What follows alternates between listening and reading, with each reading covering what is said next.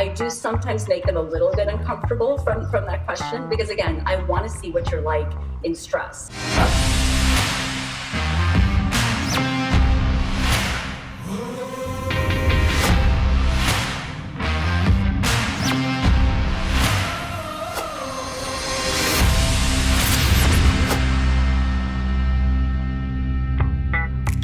Hey, Christian Graziano here from Blend.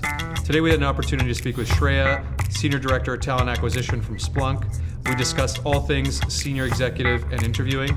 Hope you enjoy the show. Hey Shreya, thank you so much for joining us today. We really appreciate you carving out some time. Thank you for having me. And you're coming to us from Maui today, so I'm super jealous because I can see the sunshine behind you. I hope all is well and you're staying safe. Can't complain when you're in Maui. Wish more people could be here. And maybe for the benefit of our audience, you could give a bit of background on Splunk as an organization, as well as your role.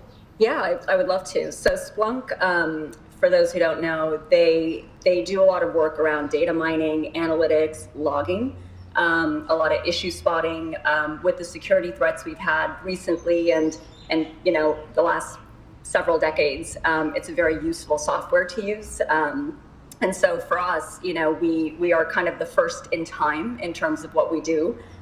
We've been around for 16 years now. So it's really a very forward-thinking company with a really lovely culture that I'm privileged to be a part of. And your role, what is your role and responsibility? Yeah, so I am what they call a Splunk fossil. I've been here for 10 years. It was about 200 people when I started. I'm now the Senior Director of Talent for Sales and G&A. But really, my time at Splunk has been about, you know, really building a lot of the talent infrastructure that's in place today. So Shreya, given that you have tenured experience within Splunk, what's your philosophy on interviewing for leadership roles, executive positions? Yeah, it's interesting because I feel like when leaders come in and answer questions, what we really look for is not really the click down. We look for the overarching philosophy that they bring to the table. You know, you can tell when you have a leader sitting in front of you. You can tell when they're nervous. You know, you can tell when they know who they are, when they're proud of who they are. And so really, in part, it's really the presence that they come to, you know, that they deliver the content with. Have you had this approach for a long period of time? Has it evolved and changed and morphed? What does your sort of historical context around this look like? It's interesting. I think I knew it before I knew it. You know, like I became more aware of it. You know, I knew I appreciated something about them, but I became more aware of what that something was over time. As you can imagine, doing what I do for as long as I have, you know, I've interviewed, along with many people in my position, you know, tens of thousands of people at this point, right, including most of which are leaders. So you really do have to, in my position, really develop, right, what you look for, the framework you're looking for, the goals you want to accomplish out of that interview. You really do have to develop that well at this point. And these leadership roles are obviously incredibly important to an organization. So the risk of getting this wrong is huge in terms of the cost. So do you have anything in place, any tips, any strategies, tools to mitigate making a poor hire? Yes, we do. So we, a lot of it, I mean, it's really the end-to-end approach, hiring approach has to be very, very thoughtfully done. To your point, you know, the product is only as good as the people. The delivery is only as good as the people, right? It all really sources back to the people. And so for me, you know, one of the things, not me, just my entire team, what we've developed is really an interview feedback tool. So that's one of the things we do. We do have a very collaborative approach, but we don't want it to be overly collaborative where we can't get to a decision.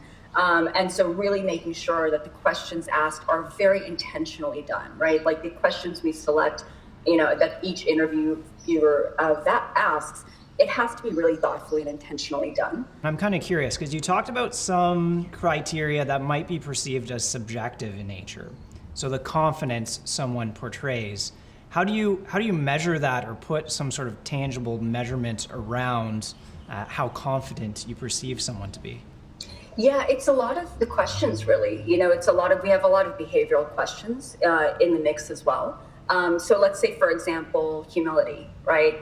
We will ask, you know, what have you done that you've been successful at that was purely your doing, right?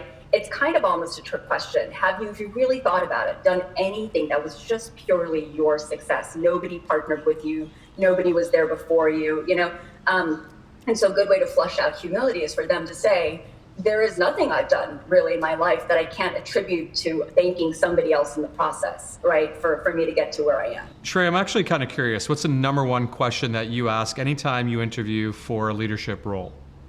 The number one question I ask is, it's really a self-reflection question. I ask, what would people say about you in a 360?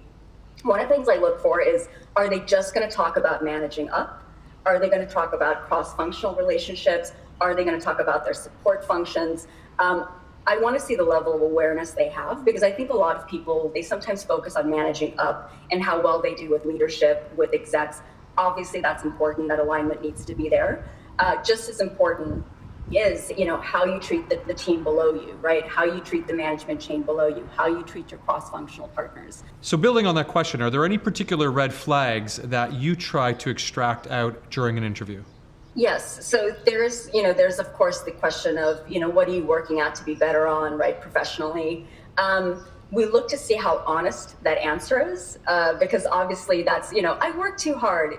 When someone's not giving you an honest answer. I also tend to dig in there a little bit. So I look to see if somebody is defensive. I look to see if there's an ego in play. That's kind of maybe getting in their own way. And again, as a leader, you have to, and that's why self-reflection is so important, right? You have to know when it's your ego, that's stepping forward, or you.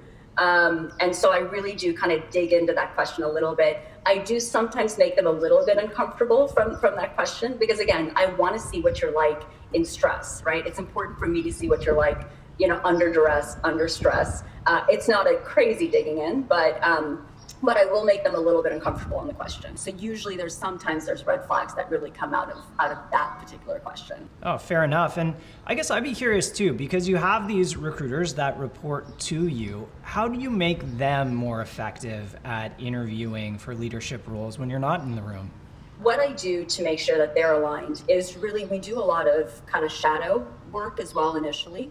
And so we will do a lot of shadow work to make sure that they're asking the right questions, that their presence is what it should be as well, and they're aligned at that leadership level too. But I will tell them, here's the goal of the interview, right? And how do you want to achieve it? And so we align on that. So again, Shreya, thank you so much for spending time with us today. Really, really do appreciate it. And we very much look forward to our next conversation with you. Likewise. Thanks again for watching today. Please be sure to follow us on our social channels. There's lots more to come, so stay tuned.